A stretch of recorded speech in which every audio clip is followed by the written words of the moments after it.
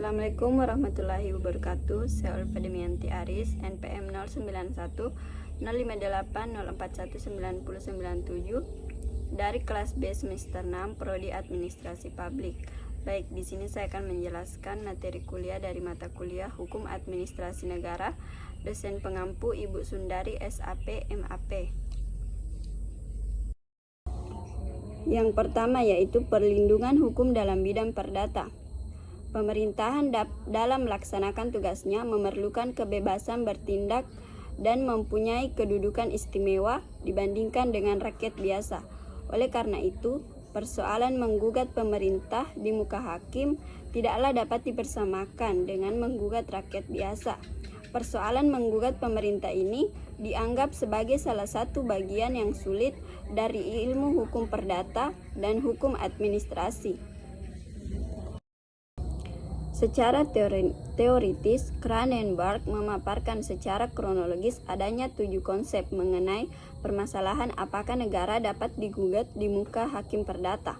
Yang pertama yaitu konsep negara sebagai lembaga kekuasaan dikaitkan dengan konsep hukum sebagai keputusan kehendak yang diwujudkan kekuasaan menyatakan bahwa tidak ada tanggungan gugat negara.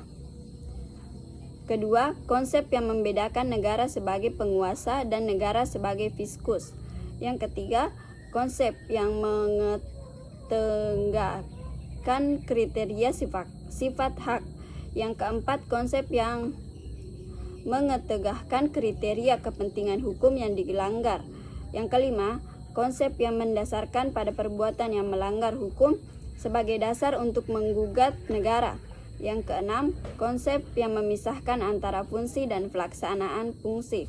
Yang ketujuh, konsep yang mengetengahkan suatu asumsi dasar bahwa negara dan alat-alatnya berkewajiban dengan tindak tanduknya, apapun aspeknya, atau hukum publik maupun hukum perdata, memperhatikan tingkah laku manusiawi yang normal.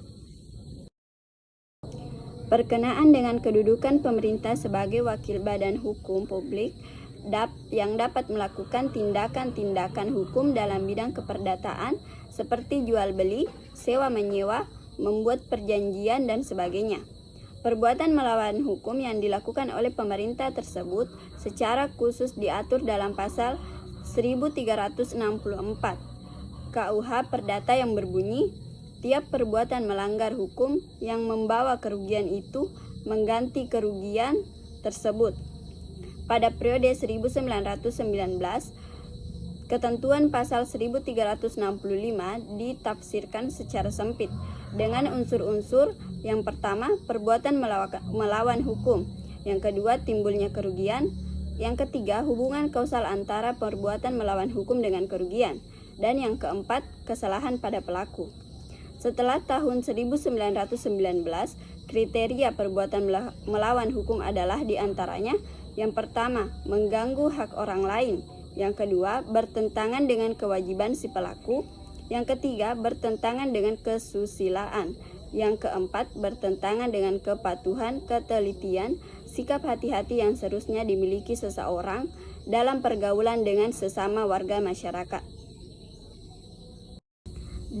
Perlindungan hukum dalam bidang publik. Tindakan hukum pemerintah merupakan tindakan berdasarkan sifatnya menimbulkan akibat hukum. Oleh karena itu, diperlukan perlindungan hukum bagi warga negara terhadap tindakan hukum pemerintah.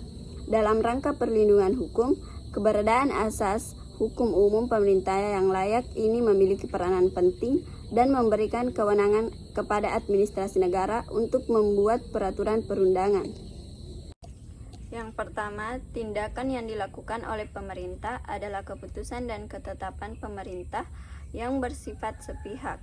Yang kedua, tindakan hukum yang dilakukan dalam hal pembentukan peraturan perundang-undang atau penerbitan keputusan atau ketetapan. Baik, sekian dari saya. Assalamualaikum warahmatullahi wabarakatuh.